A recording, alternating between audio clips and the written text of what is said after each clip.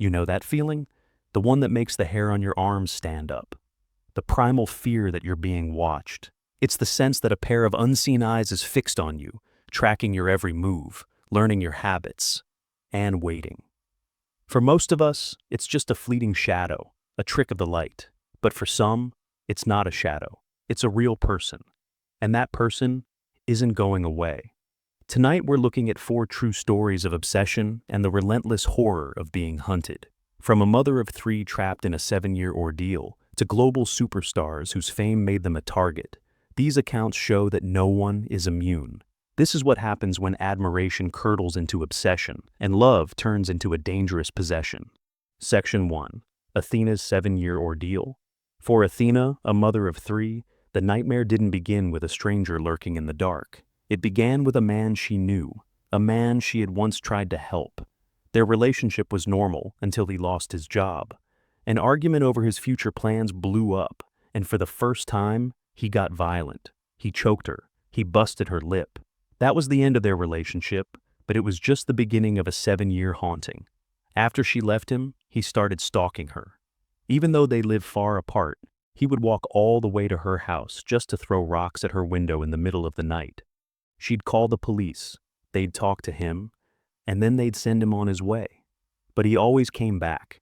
The very system meant to protect her felt useless against his chilling obsession. The situation got even more complicated when he was arrested for abusing his own daughter, a case that was legally tied to Athena's. She was called to testify. As she got to the courthouse, his friends were waiting outside. They tried to intimidate her, telling her not to go inside, not to get involved. The threat was clear. Frightened but determined, she testified anyway. But in a moment of compassion, she told the court she didn't want anything truly bad to happen to him. In her own words, "When I did that, it started a chain reaction and opened a door to hell." Her abuser didn't see it as mercy. He saw it as a sign she still cared, and the stalking got worse. He started inserting himself into every corner of her life.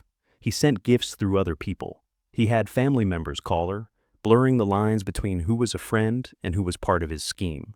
He seemed to know her schedule, her patterns, her every move, because he was always watching. The police would arrest him, he'd go to jail, and the second he was released, he'd walk straight from the jail to her house.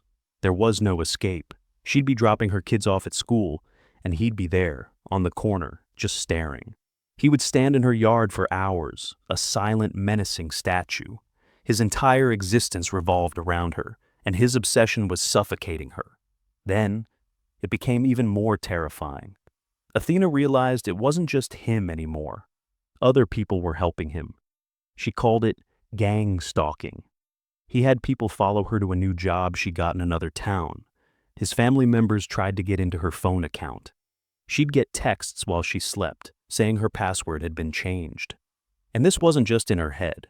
While it might sound like something from a spy movie, this idea of gang stalking is a recognized form of harassment, with entire online communities of so-called targeted individuals who report the same kind of organized surveillance.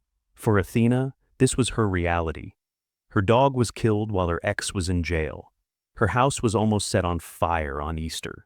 She's certain she was poisoned by a new man she dated, who she later found out was one of his friends. He knew exactly how to play the system. Cases were continued over and over. A protective order was just a piece of paper to him. He'd violate it, get arrested, be released, and start right back where he left off. She moved to a new house before one of his releases, and it took him less than 3 months to find her. For 7 years, Athena lived in a state of constant fear, always looking over her shoulder, trusting no one. Her story is a brutal look at how long stalking can last, and how an obsession can spread like a disease, pulling others into its orbit and creating a nightmare that never seems to end. Section 2. The Bus Stop Stalker. Not all horror is loud. Sometimes the most terrifying experiences are quiet, subtle things that build over time, creating a crushing weight of dread. This was the reality for one woman in a small town, whose ordeal began with a simple, unnerving stare. She was waiting at a bus stop, like any other day. But this day, she noticed a man watching her. It wasn't a casual glance. His gaze was cold, unblinking, and it didn't let go.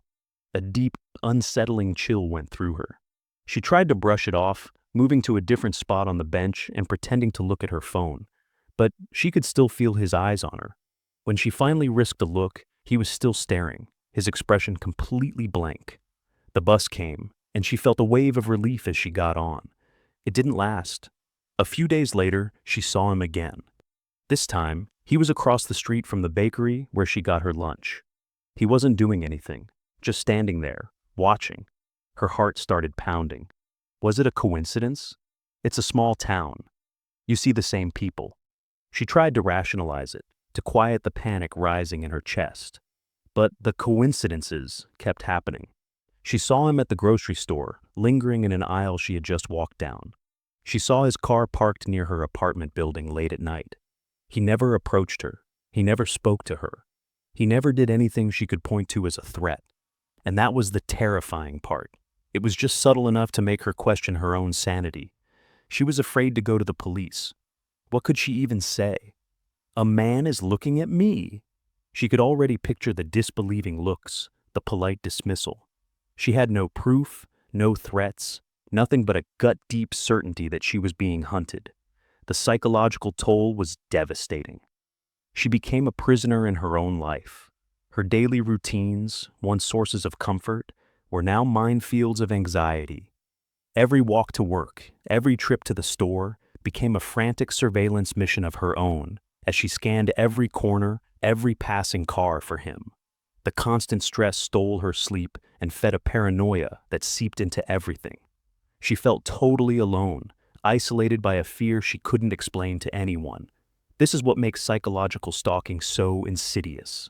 The stalker holds all the power, creating a prison of fear without ever saying a word, while the victim is forced into a state of constant high alert, their sense of safety completely gone. For this woman, the waiting was a form of torture. And then, one evening, the waiting ended. She was walking home from work, taking a quiet side street she usually avoided. As she rounded a corner, he was there, standing in the middle of the sidewalk, blocking her path. The ambiguity was gone. The pretense of coincidence was shattered. He smiled, a thin, cold smile that didn't reach his eyes, and he spoke. His words confirmed her worst fears, bringing the quiet, creeping terror out into the open. The silent horror had finally found its voice. Section 3. Taylor Swift and the Threatening Letters. For someone as famous as Taylor Swift, the line between a fan and a stalker is a constant, terrifying threat. While she's dealt with numerous stalkers, the case of Frank Edward Hoover is a chilling example of how fast adoration can turn into a deadly obsession. His campaign started in 2015, not with messages to Taylor, but with a series of deeply disturbing emails to her father, Scott Swift. These weren't fan letters, they were unhinged manifestos. Hoover called himself the real son of God and wrote things that were both bizarre and terrifying. In one email, he claimed, "Without her, I walk the earth alone forever, and she'll continue to experience failed relationships that break her heart." But the messages quickly escalated from twisted declarations of love to direct, violent threats. One of the most horrifying emails promised to end all the Swifts, stating, "God is going to kill all the Swifts, and then the issue will go away." Imagine the terror of getting messages like that. It's one thing to deal with the pressures of fame. It's another to know a man is out there, typing out death threats against your family. The fear is no longer an abstract idea. It has a name. But Hoover's obsession didn't stay online. In October 2016, after a Taylor Swift concert in Texas, he decided to bring his fantasy into the real world. He followed Taylor's motorcade as it left the venue for a private airport. He got dangerously close, within 25 to 50 feet of her car, directly violating a protective order that said he had to stay 500 feet away. When her security team confronted him, his response was chilling. He told them he just wanted a picture and possibly accompany Taylor wherever she goes. This was the terrifying climax of his obsession. He wasn't just an anonymous person sending emails anymore. He was physically there, trying to force his way into her life, convinced he had a right to be. He was arrested, and for his campaign of terror, Frank Edward Hoover was eventually sentenced to 10 years of probation and mandatory psychological testing. This case shows just how vulnerable public figures are. Their lives are documented online, making them easy targets for people who can't tell the difference between a celebrity and a person. In a 2019 essay, Swift herself revealed she carries army-grade bandages for gunshot or stab wounds because, as she put it, you get enough stalkers trying to break into your house and you start prepping for bad things. The story of Frank Hoover is a stark reminder that behind the glamour, there's a real person living with a level of fear most of us can't imagine. A fear born from the reality that for some, a restraining order is just a challenge. Section 4. Selena Gomez and the Home Intruder. Home is supposed to be your sanctuary, right? It's the one place you can lock the door and feel completely safe. The horror of a home invasion is that it shatters that feeling forever. For singer and actress Selena Gomez, this nightmare became all too real in 2014, when a man named Che Cruz decided her home was his. In late March of that year, Cruz, then 20, showed up at Gomez's property in Calabasas, California. He rang the doorbell and asked to see her. When her friends turned him away, he didn't leave. He broke into her guest house instead.